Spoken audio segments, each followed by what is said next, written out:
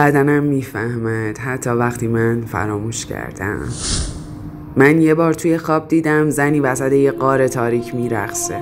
هیچ کس تماشاش نمی‌کرد، ولی زمین با نفساش می‌جنبید.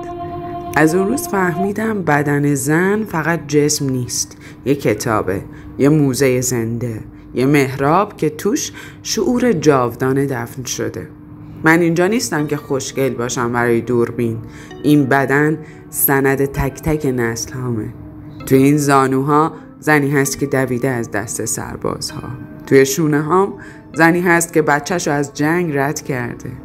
توی کف دستام زنی هست که برای اولین بار خودشو لمس کرده بدون شرم.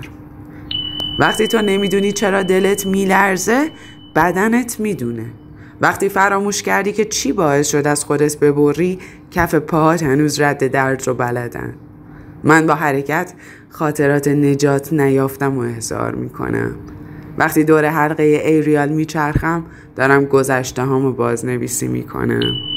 رقص من یه شو نیست، یه شهوده، یه زبون باستانی که هیچ کس یادمون نداد، ولی هممون ته تنمون بلدیم.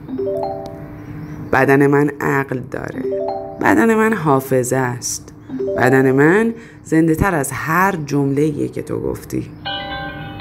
و اگه روزی این جهان صدامو قطع کرد، من با آتیش تنم حرف میزنم، چون من از ریشه هام آگاهم و این آگاهی رقص منه.